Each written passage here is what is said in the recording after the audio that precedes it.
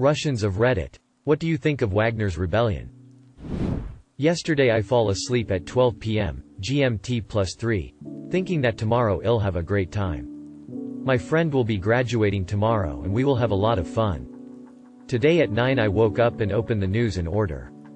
The commander of the most repulsed mercenary army, whose ads have been hanging on many banners in Russian cities, announces a bloody march on the city where I live. Russian commanders gently call for them to lay down their arms because we are brothers of the same blood. Videos arrive of ordinary civilians calling on Wagner soldiers to retreat. Anti-terrorist operation mode is announced in my city. Around the time I fell asleep, Putin's urgent address comes out. Around the same time I woke up. My family is urgently preparing documents and passports. Day and night me and my friends hear helicopters honking. The whole city is canceling graduation parties. Parks, museums and cafes are closed. As if there was a quarantine. There are bomb threats everywhere. The Wagner military units capture military facilities in 2 regions in one night. Just look at the map. It's like almost an entire state. The distance from Rostov to Voronezh is 500 kilometers. From Voronezh to Moscow is 500 kilometers. Update. Wagner has reached the Lipetsk region. That means they have to drive 400 kilometers to Moscow. Bridges are blocked. Roads linking the regions are blocked too. From Rostov the roads are closed. The ring roads around Moscow are fenced with military equipment. Rivers are blocked. Along with buses, tanks and military vehicles drive along one road. People in masks put sandbags. The whole online city map is red with stop symbols on each road leading from the south of the city to the center. The internet is up and down. The same goes for some of social networks. 17 hours have passed since the riot started. 25,000 heads of mercenary army against the forces of an entire country. Wagner suffers minimal losses. The Russian armed forces have 180 men in captivity. 3 lost helicopters and 2 armored vehicles. It's just unbelievable that there are no civilian casualties except for a couple of casualties. I didn't think the war would reach Moscow. And I didn't believe people who said that Prigozhin would stage an uprising. What do I think about the uprising? Nah. I can't think right now. I am sitting on pins and needles. Waiting for the danger signal to come so I can rush out of the country at full speed. Russian here. Honestly, I don't know. But I am not siding with Wagner here. What I do know is that Wagner must lose. Prigozhin is far worse than Putin. And honestly, I don't see him winning either.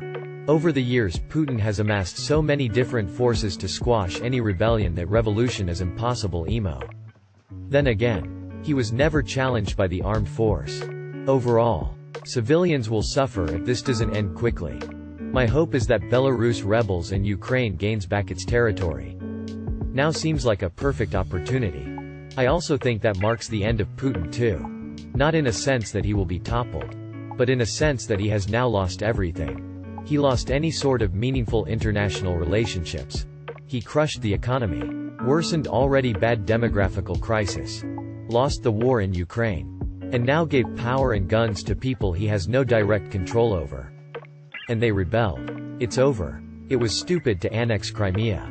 It was stupid to invade Ukraine. It was stupid to arm a mercenary group. Edit. Thanks for the Murica Award.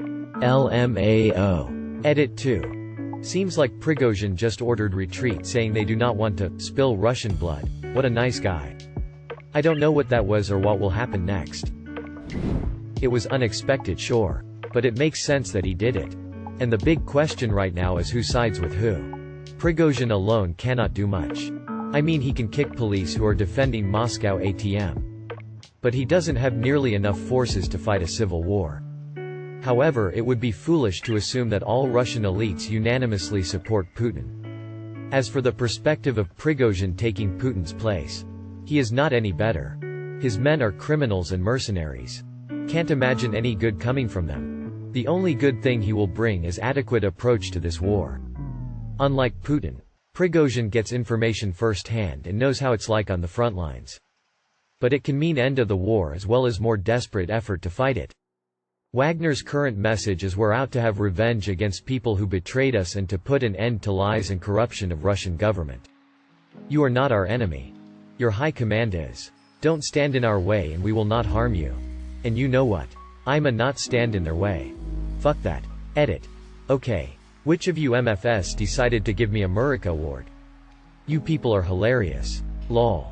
Edit 2. After a round of negotiations, Wagner seems to have backed down. They are leaving Moscow region and Rostov city. No fighting happened, but I'm sure important things will follow after these negotiations. Rue here. To be fair, I'm too tired to think literally anything of it.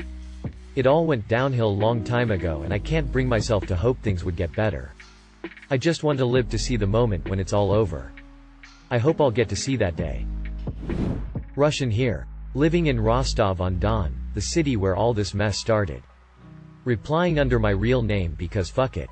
My reaction at the end of the day can be summed up as, what the fuck was that? It's late evening here. And I've been up since 7 o'clock. So I'm too tired to think rationally. Here's a dump of thoughts that I managed to squeeze out of my mildly drunk brain. First, I'm really glad that the coup didn't pan out. Because if it did pan out, we'd have a literal psychopath for a president. And that would be a fate far worse than what we currently have. Second, this isn't over. This coup attempt has completely nullified any remaining authority, respect, sorry. Can't remember the right word, of Putin. Shoigu, the Minister of Defense. And Gerasimov, the Chief of the General Staff. All three have completely lost their face. Not a peep has been heard from Shoigu during all day. Gerasimov is said to be hiding somewhere in Rostov. And Putin couldn't pacify his former cook, but Lukashenko did. Plus the fact that said former cook has publicly disobeyed a direct order coming from the President of Russian Federation. Will Putin just let it slide? Will the army respect him after that? I'm grabbing moo popcorn. And third, people here just don't give a fuck anymore. Everybody is just going about their business. Stores are half empty. Almost nobody is stockpiling food. There is an occasional guy or two carrying a jug of water. But that's it. No stampedes. No panic. People take selfies with Wagner tanks and chat with the mercs guarding their perimeter. I guess we're too tired. Just seeing the question made me think of the Simpsons gag where Lisa gets a letter from her pen pal. Dear Lisa, as I write this, I am very sad. Our president has been overthrown and replaced by the benevolent General Krull. All hail Krull and his glorious new regime. Sincerely, little girl. Personally, I'm scared to write here. I think we're being watched, no mouth face. Edited. Okay, I'll say something. The revolution never ended well. So I feel terrible now. However, I'm fed up with the power we have now, which can't either admit a mistake or do something else normal. So I don't mind if there's a change. I hope you understand everything what I wrote. Edited 2. At first I was shocked. But now I'm glad that it ended. Still, as a person living in Russia, whose family is experiencing horror in Ukraine, I also don't really want it to come to blood. However, I don't think that this march of justice was in vain. I live in Moscow. Bought some popcorn and just stare. Everything happening in my country for the last 2 decades is just something that most of us and me as well, BTW I was born when Putin was already a president, can't control. Hope to close my eyes and open them again when there will be no shit. Think can't say more because we are being watched now. I've never voted for Putin or supported his decisions. Since he invaded Ukraine, I don't care what happens to Russia anymore. All I want is for it to stop being able to start wars. After that we can begin building something better. I appreciate any real Russian response here. But I also appreciate those who would rather not. It's better you protect yourself if you think comment could cause you harm. Stay safe and know that nobody blames you for your government. Don't worry. If we're being watched, at least they'll see how witty and charming we are tongue out. Meanwhile from Ukraine. One mad tyrant is rebelling against another for the right to usurp the people. Just when things started looking good for me and my family, this whole random chimp event starts. I don't feel I have the right to complain because Ukraine is having it way worse, but still would be nice to go to sleep not thinking you might not wake up. I am sure plenty of Ukrainians share the same thought. Worst case scenario is Prigozhin taking the power and bringing total mobilization with him. Describing best case scenario might get me buried alive in the nearest forest. In any case, fuck all of these people. And to anyone reading this right now, Cherish the peace you have and guard it with all you have. To my Russians reading this Derzites Druza. Kak govorится des za samoy temnoj naku visegda nastupat rasvet. I just don't want myself and those close to me to die. Simple as. It's not a rebellion. Wagner is visiting Moscow for a special military discussion with the president. If you describe the situation in one sentence, one bastard rebelled against another. I imagine how surprised the West will be if Prigozhin comes to power. Edit. It's a fucking circus. He turned his people back. I'm laughing like a madman because that's all I can do. Younger millennial Russian woman here. We have a saying that S&B translated as a toad humping a viper. And another saying that goes, which of the two is worse? Both are worse. That's all I have to say about the situation. Sitting in Moscow. Playing board games. Waiting for tanks, fuck Putin. Therefore, Russian ultranationalists are provoking Russian loyalists to engage in civil war. At what point did we enter the COD 4 timeline? This is a fight between two executioners for the right tool to execute the innocent. Putin's tool is a kleptocracy. Prigozhin's tool is wartime communism. I left Russia when this war started and I think there is no good outcome for Russia. But any anti-Putin movement benefits Ukraine and the civilized world. So I'm rooting for mutiny. Russian living outside Russia my whole life, but with close family in Moscow here.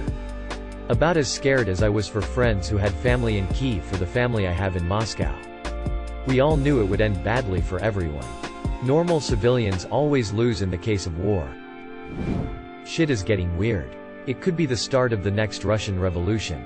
One question is Wagner fighting the Ministry of Defense? Or is it fighting Putin? Or more accurately, who does Putin think Wagner is fighting? Another question is, what role will nuclear weapons, Belarus, and the Chechens play in this mess? As my wife observed, when the mercenaries take up arms against their employer, things are bad. I'm just wondering what the world will throw up next. I'm tired of being surprised. In general, it resembles the Kornilov Revolt of 1917. Only the innocent suffer these situations. These warmongers play schoolyard games that deal in death. No regard for the toll on their citizens.